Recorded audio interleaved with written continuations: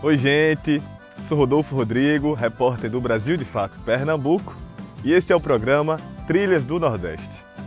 Aqui você fica por dentro do que acontece na nossa região, sempre com uma boa prosa, fontes e personalidades nordestinas.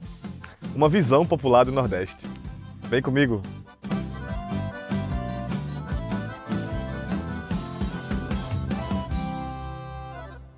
O semiárido, historicamente marcado por grandes períodos de estiagem, continua sendo uma região onde a água é utilizada como moeda de troca por políticos que exploram a vulnerabilidade da população. E em ano eleitoral, essa prática fica mais evidente. Desde 2012, a Articulação Semiárido Brasileiro, a ASA, realiza a campanha Não Troque Seu Voto. Uma resposta a um dos problemas mais persistentes e emblemáticos da política no semiárido brasileiro: a troca de votos por favores, especialmente por acesso à água. A campanha vem ganhando força ao longo dos anos, ampliando seu alcance e diversificando suas estratégias. Esse ano, o foco é na conscientização dos eleitores sobre a importância de escolher candidatos comprometidos com a convivência sustentável da região, em um contexto de crise hídrica e alimentar que afeta milhões de pessoas. Para entender como essa ação impacta a vida dessas pessoas que convivem com o semiárido, a gente conversou com a Articulação Semiárido Brasileiro. Na entrevista, você vai conhecer as estratégias e o modus operandi da campanha. Confira. Oi, gente! Estamos aqui hoje com Gleiciane Nogueira, que é assessora de coordenação da Articulação Semiárido Brasileiro, a ASA. E hoje a gente vai discutir sobre uma campanha muito importante, né, que é realizada pela ASA há algum tempo, que é a campanha Não Troque Seu Voto. Seja bem-vinda ao Trilhas do Nordeste, Gleiciane.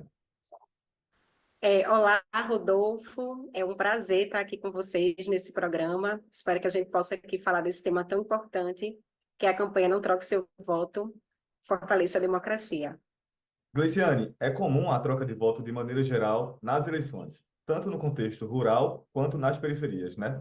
Quais são as características dessa troca de voto no campo e no semiárido? Hoje as famílias possuem cisternas, né? Que é a questão da cisterna de água para beber e cozinhar, e até já a outra cisterna, que é água de produção, que é uma política pública e que isso já dá às pessoas uma condição diferente de anos atrás, em que as pessoas não tinham nem água. Então, aconteciam secas, a seca é uma questão cíclica no semiárido, e quando havia seca, era um momento que essas pessoas, no caso, eu falo os políticos, né, os empresários mais se aproveitavam. Por quê? Porque na seca, normalmente, o governo, ele lança programas de emergência.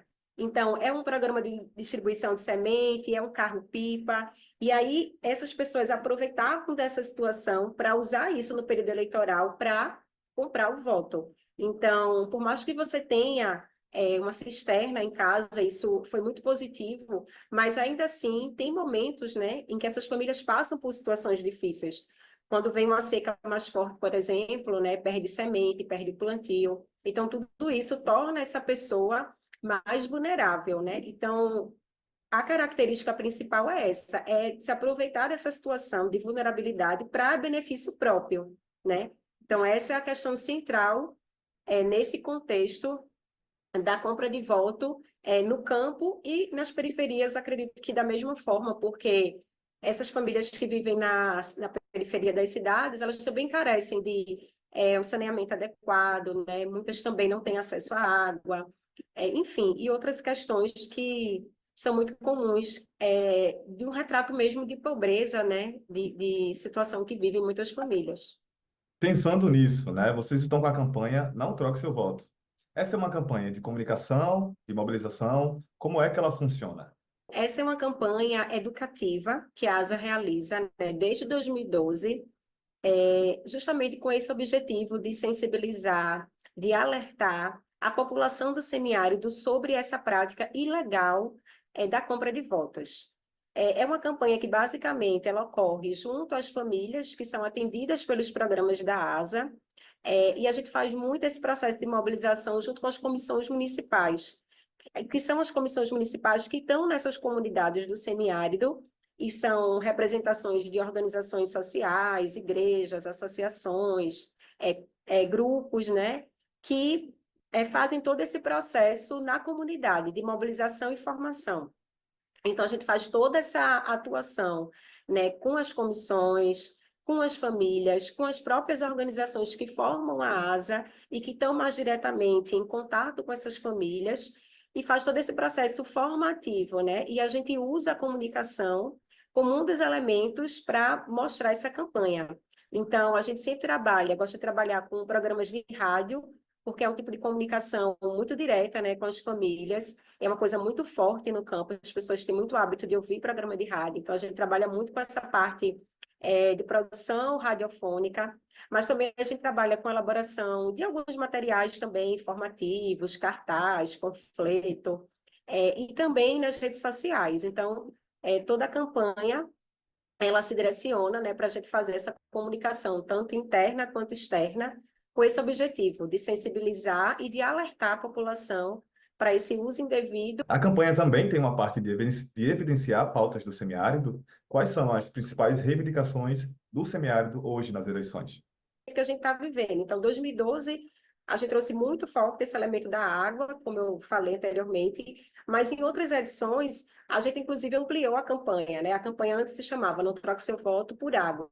Depois a gente foi e ampliou para Não Troque Seu Voto, para uma coisa mais ampla, entendendo que o contexto do semiárido também foi mudando a partir de um conjunto de políticas que foi chegando na região e a partir do próprio desenvolvimento mesmo, né? Da sociedade, enfim, da região. Nessa campanha, a gente chega com esse tema da democracia, né? Entendendo tudo que a gente viveu nos últimos anos e que hoje a gente vive um processo de retomada dos programas de convivência com o semiárido. E essa retomada, ela se deve muito a partir de uma luta da sociedade, do povo do semiárido, para que a gente pudesse eleger governantes comprometidos com essa pauta. Então, se hoje a gente vive esse processo de retomada, depois de viver anos aí com perda de direitos, né, os projetos praticamente foram excluídos do orçamento federal, a gente retoma isso, e todo esse processo ele é fruto de uma luta política. E o voto, ele é esse elemento central para que a gente possa definir o futuro que a gente quer para a nossa comunidade, né, para o nosso país. Então, nessas eleições municipais, é muito importante, porque toda a nossa vida, ela corre ali na comunidade, né? É lá que a gente debate as políticas de escola, de saúde, de alimentação. Então, a gente está trazendo essa reflexão. A gente vai dar uma pausa aqui na nossa conversa, porque a repórter Fátima Pereira vai trazer algumas dicas de audiovisuais sobre o assunto. Roda a vinheta. Olá! No Balaio Cultural de hoje temos indicação de filme e livro para você seguir refletindo sobre questões eleitorais, sobretudo a compra de votos. Curral é um filme brasileiro que mergulha profundamente nas questões políticas e sociais que afetam as pequenas comunidades do interior. Dirigido por Marcelo Brenan, o longa traz à tona um tema muito relevante: o clientelismo político no interior nordestino. A trama gira em torno de Chico Caixa, um homem comum que se vê no meio de uma campanha eleitoral e acaba sendo usado como um peão nesse jogo de interesses. O filme destaca a manipulação das necessidades básicas da população para angariar votos, mostrando como promessas vazias e favores pessoais são trocados por apoio político. Com uma fotografia que captura a beleza do agreste pernambucano, Curral faz um convite à reflexão sobre o impacto das escolhas políticas em comunidades que muitas vezes são esquecidas pelo poder público. Disponível na Netflix, o filme pode nos ajudar a entender as complexidades do Brasil profundo, onde a luta pelo poder muitas vezes se sobrepõe às reais necessidades do povo. A segunda dica é o livro Coronelismo, Inchada e Voto, escrito por Vitor Nunes Leal, uma obra fundamental para entender as raízes políticas do Brasil, especialmente no interior do país. Publicado pela primeira vez em 1949, o livro é um estudo pioneiro sobre o fenômeno do coronelismo, um sistema de poder local em que os coronéis, grandes proprietários de terra, exercem influência política e controle sobre as populações rurais. Leal examina como o coronelismo, associado à economia agrária e ao voto de cabresto, moldou a política brasileira durante o período da Primeira República. Ele revela como os coronéis usavam sua autoridade e recursos para garantir votos e perpetuar sua influência em um cenário onde a fragilidade do Estado permitia que o poder local prevalecesse. A obra é essencial para quem deseja compreender as engrenagens do poder no Brasil, especialmente fora dos grandes centros urbanos. Estamos de volta aqui na entrevista, hoje recebendo Gleiciane Nogueira, que é assessora de coordenação da Articulação Semiárido Brasileiro. Gleiciane, a gente sabe que a desinformação, fake news, é uma realidade no contexto eleitoral, né? Como é que você diria que essa desinformação acontece no semiárido? Tem algum exemplo que você pode contar para a gente? Então, Rodolfo, esse é um tema bastante central na campanha. A gente está trabalhando, já começamos a trabalhar isso na última edição da campanha, e esse ano também a gente está trazendo esse tema como um tema central, porque a gente entende que quando a gente está falando de fortalecer a democracia, a gente está falando justamente de combater as notícias falsas. E no semiárido, ocorre muito aquele tipo de notícia relacionada à questão da água, né? Do carro-pipa.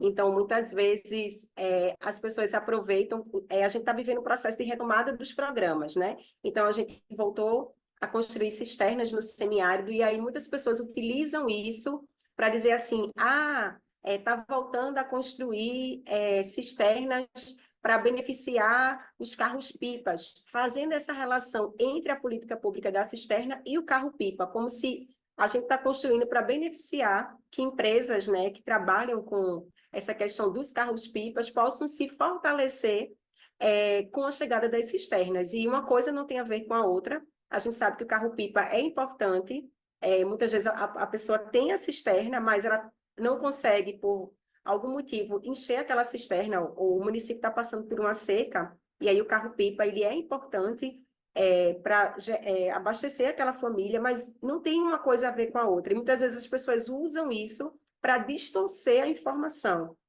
né? Então, esse é um tipo de notícia que a gente, inclusive, sempre traz à tona e sempre tenta, né, explicar às pessoas a real situação para que as pessoas compreendam a verdadeira informação. Gleiciane, trazer essa questão de não trocar o voto é uma coisa que precisa perpassar por algumas gerações, né? Como é que vocês veem hoje relacionado à permanência da juventude no campo e no semiárido com essa questão?